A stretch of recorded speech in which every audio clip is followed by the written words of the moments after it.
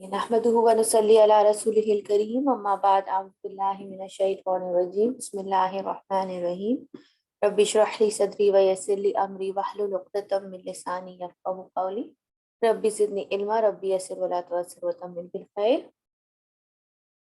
आज इंशाअल्लाह जुज़ 28 से नई सूरत स्टार्ट करेंगे, सूरतुल हशर। और आज हम इसकी सिर्फ एक आयत करेंगे क्योंकि आयत नंबर 2 से जो है वो पूरा एक नया वाक़या शुरू हो रहा है, तो उसकी काफ़ी डिटेल्स है। तो और आयत नंबर 1 में भी काफ़ी डिटेल थी, तो मैंने कहा सिर्फ आयत नंबर 1 आज पे रखते हैं इंशाल्लाह। और इंशाल्लाह फिर आयत नंबर 2 जो है से नेक्स्ट वीक करेंगे क्योंकि वो पूरा एक वाक़या है इंशाल्लाह, हिस्ट्री। ठीक है, तो इंशाल्लाह आज सिर्फ आयत नंबर 1 करेंगे। सूरतुल हशर पहले देख लेते हैं इसके बारे में थोड़ा सा। और सूरतुल हशर जो है इसके दो नाम हैं। एक तो सूरत हशर इसका नाम है, ये मदनी सूरा है। और मदनी सूरा से क्या मुराद है कि हिजरत के बाद नाजिल हुई। वो जगह का उसमें नहीं होता रिस्ट्रिक्शंस, बल्कि क्या होता है कि टाइम पीरियड पे सूरतों को डिवाइड किया गया है। जो सूरतें हिजरत से पहले नाजिल हुई हैं वो मक्की सूरतें कहलाती हैं, रिगार्डलेस कि वो किस जगह पर नाजिल हो रही हैं। और जो सूरतें हिजरत के बाद नाजिल हुई हैं वो क्या क्या कहलाती हैं, मदनी सूरत। और सूरह हशर जो है ये मदनी सूरा है। अगर मुसहफ के हिसाब से देखें तो 101 इसका नंबर है। और नुज़ूल के एतबार से ये 59th सूरा है। और इस सूरतुल बय्यना के बाद नाजिल हुई थी। इसकी आयात जो है 24 है इसके अंदर आयात। और इसके रुकू जो है वो 3 रुकू हैं। ये सूरा जो है ये ग़ज़वा-ए नज़ीर के मुतालिक नाजिल हुई है। और इसीलिए इसका दूसरा नाम सूरतुन नज़ीर भी है। ठीक है, इसका नाम सूरतुल हशर भी है और सूरतुन नज़ीर भी है। और रबी अव्वल 4 हिजरी में नाजिल हुई थी, और सॉरी 6 हिजरी। नहीं, मैं चेक करूंगी सब कुछ, टाइमलाइन 4 है कि 6, मैं इसको चेक करके इंशाल्लाह बताऊंगी। और बनु नज़ीर जो है आई थिंक 4 हिजरी है इसका, मैं फिर भी कंफर्म कर दूंगी। बनु नज़ीर जो है ये यहूदियों का एक कबीला था। तो उनके साथ जो है वो एक ग़ज़वा हुआ था, उसके बारे में ये सूरत में आयत नंबर 2 से डिटेल आएगी इंशाल्लाह, वो हम नेक्स्ट वीक से करेंगे। इस सूरत का आगाज हो रहा है। अच्छा, थोड़ा सा और भी इसके बारे में हम देख लेते हैं। इसमें जो वर्ड, इसका नाम सूरह हशर है, तो इसका रूट वर्ड है हाशीन रॉ। और इसका मतलब होता है इज्तिमा, ठीक है, या गैदरिंग या जमात के लिए भी इस्तेमाल होता है, हुजूम के लिए इस्तेमाल होता है, क्राउड के लिए। और क़यामत के दिन जो जमा होना है उसको भी हशर कहते हैं, हशर का दिन कहते हैं क़यामत के दिन को, जब का एक और नाम यौमुल हशर भी है। और रसूलुल्लाह सल्लल्लाहु अलैहि वसल्लम का एक नाम है इससे हाशिर, वो भी इससे, हाशिर का क्या मतलब होता है, जमा करने वाला, तो वो भी इससे ही है। और महशर जो है वो भी इसी से वर्ड है, और वो होता है जमा करने की जगह को महशर कहते हैं। तो मैदान महशर हमने सुना है क़यामत के दिन जिस मैदान में सब लोग जमा होंगे उसको मैदान महशर कहते हैं। इस सूरा का जो मरकजी मजमून है वो हम देखेंगे कि दीन से जो है वो सच्चाई के साथ जो ताल्लुक है, असल में अगर हम जिसको पिछली सूरह मुजादला से रिलेट करें, तो सूरह मुजादला में जिस तरह जिक्र आया था ना, आखिर में कैरेक्टरिस्टिक्स बयान हुए थे हिजबुल्लाह वालों के, कि वो उनके अंदर क्या क्या खुसूसियात होती हैं, उन खुसूसियात का हम प्रैक्टिकल इम्प्लीमेंट यहाँ पर देखेंगे। क्योंकि ये सूरह जो है वो गजवा के बारे में, तो हम देखेंगे किस तरह सहाबा ने फिर उन कैरेक्टरिस्टिक्स को इस सूरह में इम्प्लीमेंट किया। ठीक है, सूरह में हम देखेंगे किस तरह अपनी जिंदगी में उन्होंने इम्प्लीमेंट किया। और दीन के साथ जो है वो कुर्बानी करने का जिक्र भी, दीन के लिए कुर्बानी करने का जिक्र भी इस सूरह में आएगा इंशाअल्लाह ताला। पहली आयत से शुरू करते हैं। औज़ु बिल्लाहि मिनश शैतानिर रजीम, बिस्मिल्लाहिर रहमानिर रहीम। सब्बहा लिल्लाहि मा फिस समावाति व मा फिल अर्द व हुवल अज़ीज़ुल हकीम। के शुरू हो रहा है अल्लाह की तस्बीह के साथ, और इसका तर्जुमा देख लेते हैं। सब्बहा तस्बीह की है, लिल्लाहि अल्लाह के लिए, माँ इस चीज ने, जो फिर समावाती आसमानों में है, वमा और जो फिल अर्दी जमीन में है, वह हुआ और वो बहुत जबरदस्त, अल अजीजु बहुत जबरदस्त, अल हकीमु खूब हिकमत वाला है। ठीक है, یعنی اللہ سبحانہ و تعالیٰ کی تسبیح کے بارے میں ذکر ہو رہا ہے. سب سے پہلے دیکھ لیتے ہیں سبحہ کا مطلب کیا ہوتا ہے. سین بہا اس کا روٹ ورڈ ہے اور اس کا اپنا مطلب اگر ہم ورڈ میننگ میں دیکھیں تو اس کا مطلب ہوتا ہے سین بہا. سین بہا اس کا روٹ ورڈ اور اس کا مطلب ہوتا ہے تیرنا, فلوٹ سے ہے. ٹھیک ہے. اور اگر اس کی لفظی, یہ تو اس کے آپ کو میں نے لفظی معنی بتایا. ٹھیک ہے. لیکن جو اگر شریعت کے حساب سے دیکھیں یا اصطلاحی معنی دیکھیں, اصطلاحی معنی اس کے, تو اس کا مطلب ہوتا ہے کہ اللہ سبحانہ و تعالیٰ کی پاکی بیان کرنا, یا اللہ تسبیح کا جو لفظ ہے, جو تسبیح ہم کہتے ہیں کہ ہم تسبیح کر رہے ہیں, تو مطلب کیا ہے کہ اللہ تعالیٰ کو ہر برائی سے پاک قرار دینا. ٹھیک ہے. ہر اس کمزوری سے پاک قرار دینا جو انسانوں کے اندر ہے یا کسی اور مخلوق کے اندر ہے. ٹھیک ہے. اور اس طرح سے اللہ کی پاکی کو بیان کرنا کہ اس کو اس ایسی ذات ڈکلیئر کرنا کہ وہ کسی نقص کے بغیر ہے, یعنی اس کے اندر کوئی فالٹ نہیں ہے, اس کے اندر کوئی کمزوری نہیں ہے, اس ہر چیز سے اس کو پاک قرار دینا.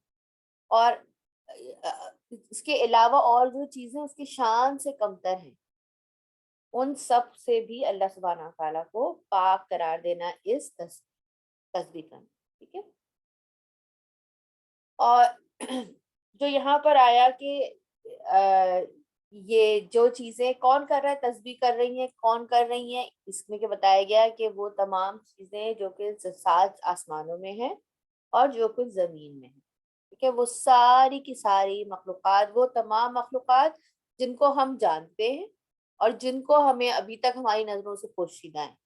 اور اللہ سبحانہ تعالیٰ نے تو اتنی مخلوقات ہر قسم کی بنائی ہیں, ہم ان میں سے ہر ایک کو نہیں جانتے, چاہے وہ لیونگ تھنگ ہو چاہے وہ نان لیونگ تھنگ ہو, ہر چیز اللہ سبحانہ تعالیٰ کی تسبیح کر رہی. اور آسمانوں میں کون کر رہا ہے, ملائکہ کر رہے ہیں, بادل کر رہے ہیں. ایون بجلی کی کڑک کے بارے میں آتا ہے کہ وہ بھی اللہ کے خوف سے کڑکتی ہے, وہ بھی اللہ کی تسبیح بیان کرتی ہے. زمین میں ہر وہ چیز چاہے وہ لیونگ ہو چاہے نان لیونگ تھنگ ہو, ان کا اپنا اسٹائل ہے تسبیح کرنے کا, ہمیں اس کا معلوم نہیں پڑتا. اور فرشتوں کی تسبیح کا تو قرآن میں بھی ذکر آیا ہے کہ وہ تسبیح کرتے ہیں. اور ساتھ ساتھ ہمیں کیا بتایا جا رہا ہے یہاں پر کہ کس کے لیے تسبیح ہے, اللہ کے لیے, اللہ کے لیے. یعنی پاکی جو اس طرح کی پاکی ہے, جو تسبیح والی پاکی, وہ صرف کس سے ایسوسیٹڈ ہے, اللہ کی ذات سے, اور کسی کے بھی لیے نہیں. اور اس کے بہت سارے فائدے بتائے گئے ہیں, فزیکلی بھی, مینٹلی بھی, اور عبادت کے لحاظ سے بھی اس تسبیح کے بہت زیادہ فائدے ہیں. ٹھیک ہے. ذکر جس کو ہم کہتے ہیں, اللہ کا ذکر جو ہوتا ہے قرآن کی فارم میں بھی ہوتا ہے, نماز کی فارم میں بھی ہوتا ہے. اللہ کے حکم کے مطابق کام کرنا بھی اللہ کا ذکر ہی ہے بیسکلی, اللہ کے حکم کے مطابق زندگی گزارا ہے. لیکن تسبیح جو ہے اس کے بہت سارے فائدے بتاتے ہیں. اور تو کیا اس کے کچھ فائدے کے یہاں پہ ذکر کر لیتی ہوں میں, کہ سب سے پہلے جو چیز ہمیں کرنے کی ہے وہ تو یہ ہے کہ زبان کے ساتھ ساتھ قلبی تسبیح کرنا. زبان کے ساتھ تو ہم تسبیح کر ہی لیتے ہیں, گھومتے پھرتے چلتے پھرتے بھی آپ تسبیح کر سکتے ہیں, آپ کو اس کے لیے وضو کی ضرورت نہیں ہے, آپ کام کے دوران بھی کر سکتے ہیں. ایک ہوتا ہے قلبی تسبیح. قلبی تسبیح یہ ہوتا ہے کہ دل سے اللہ سبحانہ و تعالیٰ کو یہ بات ماننا کہ یہ واقعی ہر چیز سے پاک ہے اور واقعی ہی از دا اونلی اتھارٹی. ٹھیک ہے. اور وہ ہر کمزوری سے پاک ہے, اگر اللہ چاہے تو کیا نہیں سکتا. اس چیز کو دل سے ایکسیپٹ کرنا جو ہے وہ قلبی تسبیح کہلاتا ہے. یعنی آپ کی سوچوں میں بھی یہ بات کلیئر ہونی چاہیے. ایک تو ہم ہوتا ہے نا زبان سے تسبیح کرتے رہتے ہیں کہ لیکن ہم دل سے اس چیز کو نہیں مان رہے ہوتے.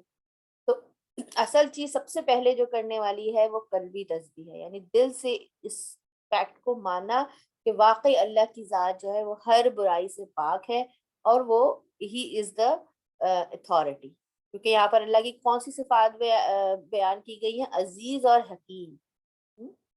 عزیز کیا ہے, یعنی بہت زبردست ہے اور اس کے پاس ہر طرح کی اتھارٹی ہے. اور حکیم سے کیا مراد ہے کہ اس کو پتہ ہے کہ اس حکمت ہے اس کے پاس کہ اس اتھارٹی کو کس طرح استعمال کرنا. اور تو سب سے پہلے کیا ہے کہ زبان سے تسبیح کے ساتھ ساتھ جو ہے وہ قلبی تسبیح دینا, یعنی دل سے اللہ کو پاک ماننا اور اس کے فیصلوں کو قبول کرنا. ٹھیک ہے. اب اس کے کیا کیا فائدے ہوتے ہیں تسبیح کے, اس تسبیح میں بہت اسپیشلی جو ہم تسبیح تو بہت ساری ہیں لیکن تو اسپیشلی ہوتا ہے وہ سبحان اللہ والحمد للہ اللہ اکبر لا الہ الا اللہ لا حول ولا قوت الا باللہ. اور اسپیشلی سبحان اللہ و بحمدہ کے بارے میں آتا ہے کہ یہ تسبیحات جو ہیں یہ خوف اور مال خرچ کرنا مشکل ہو تو اس وقت بھی یہ تسبیحات کرنی چاہیے. یعنی کوئی بہت خوف کا عالم ہے اور آپ کا دل گھبرا رہا ہے کیونکہ یہ دل کی گھٹن دور کرتا ہے. اگر آپ نے قلبی تسبیح آپ کی ہے، آپ کو پتا ہے کہ اللہ تعالیٰ ہی اتھارٹی دیتا ہے، کبھی خوف محسوس ہو تسبیح شروع کر دے. کچھ کبھی کبھی ہوتا ہے نا سمجھ میں نہیں آ رہا ہوتا کہ کیا کریں، دعائیں بھی اس وقت یاد نہیں آ رہی ہوتی، اتنی مشکل کا مرحلہ ہوتا ہے تو اللہ کی تسبیح شروع کر دیں، فوراً درود شریف پڑھنا شروع کر دیں، یعنی زبان سے ذکر کرنا شروع کر دیں. تو خوف میں اور اگر مال خرچ کرنا مشکل ہو رہا ہو، کیونکہ یہ حضرت حالہ رضی اللہ تعالیٰ عنہ کے بارے میں آتا ہے، انہا کے بارے میں آتا ہے کہ وہ انہوں نے رسول اللہ صلی اللہ علیہ وسلم سے سوال کیا کہ میرا جسم بھاری ہو گیا، طاقت بھی ویسی نہیں رہی، تو کہ میں بہت زیادہ دوسری چیزیں کر سکوں، یعنی عبادتیں کر سکوں مختلف قسم کی. ایک وقت ہوتا ہے کہ جب انسان چاہتے ہوئے بھی اس طرح سے عبادتیں نہیں کر سکتا، کیونکہ وہ فزیکلی یا تو اتنا اسٹرانگ نہیں ہوتا یا مینٹلی اتنا اسٹرانگ نہیں ہوتا یا اس کے پاس اتنے سورسز نہیں ہوتے کہ وہ باہر جا کے کسی کی ہیلپ کر سکے یا کوئی اور نیکی کا ذرائع اس کو مل سکے. تو اس پہ انہوں نے کہا کہ میں اتنے چیزیں نہیں کر سکتی. تو اس پہ رسول اللہ صلی اللہ علیہ وسلم نے ان کو کیا بتایا کہ تم تسبیحات بڑھا دو، تسبیحات کرو. میں مفہوم بتا رہی ہوں حدیث کا، ٹھیک ہے. اس کے علاوہ تسبیح کے کیا فائدے ہیں کہ اس سے نیکیاں ملتی ہیں، آپ کی نیکیوں میں اضافہ ہوتا ہے، گناہ مٹتے ہیں، کہ گناہوں کو مٹانے کا ذریعہ ہوتی ہے. اس کو 100 اونٹوں سے زیادہ افضل عمل کا قرار دیا گیا ہے. اور ہم اس چیز کو کیونکہ نہیں وہ کر سکتے امیجن، کیونکہ اونٹ ظاہر سی بات ہے ہمارے یوز میں، لیکن عربس کے لیے اونٹ واز لائک کہ آپ کوئی بہت ہی ایکسپینسو کار سمجھ لیں، کوئی جیولری سمجھ لیں. 100 اونٹ سے مطلب سمجھے کہ بہت 100 انتہائی ایکسپینسو کارز ان کے لیے بہت بڑا ایسٹ تھا اونٹ جو تھے. تو کس سے ایگزامپل دی گئی کہ 100 اونٹوں سے افضل ہے. اس کے علاوہ آسمان اور زمین جو ہے اس کے بیچ کا پورا جو ایریا اسپیس ہے کہتے ہیں کہ تسبیح سے بھر جاتا ہے. اتنی نیکیاں انسان کو ملتی ہیں. اس کے علاوہ اور کیا کیا اس کے فائدے ہیں ہمیں بتایا گیا ہے کہ اور رکوع اور سجدے کے درمیان جو ہے وہ ہمیں تسبیح بتائی گئی ہے نا، کہ رکوع میں بھی سجدہ تسبیح کرنی ہے. تو ہم پڑھتے ہیں سبحان اللہ العظیم، سبحان اللہ، سبحان ربی الاعلیٰ. یہ جو پڑھتے ہیں تو یہ کیا ہے، رکوع اور سجدے کی تسبیحات بھی کیا ہے، تسبیحات کر رہے ہیں. اس کے علاوہ ہم مڈل میں بھی بیٹھ کے اللہ سبحانہ تعالیٰ کی تسبیح کرتے ہیں. نماز کے بعد ہم تسبیحات پڑھتے ہیں. رات کو سونے سے پہلے تسبیحات ہمیں بتائی گئی ہیں کہ تسبیحات پڑھنی چاہیے. اچھا، قرآن کی کوئی آیت ایسی گزری جس میں اللہ سبحانہ تعالیٰ کی تعریف ہو تو اس وقت اللہ کی بڑائی بیان کرنی چاہیے. سبحان اللہ و بحمدہ، سبحان اللہ العظیم، لا الہ الا اللہ، سبحان اللہ اسپیشلی پڑھنا چاہیے. اس کے علاوہ کوئی گزرتے ہوئے کوئی ایسی چیز دیکھی جس سے واقعی کوئی بڑائی فیل ہوئی، کوئی خوبصورت چیز نظر آئی، فوراً اللہ کی تسبیح کرنی چاہیے. بنانے والی اللہ کی ذات ہے. اس کے علاوہ بجلی کی کڑک جب ہو رہی ہوتی ہے تو اس وقت تسبیحات کرنی چاہیے. بلندی سے اترتے وقت جو ہے وہ سبحان اللہ پڑھا جاتا ہے، ٹھیک ہے.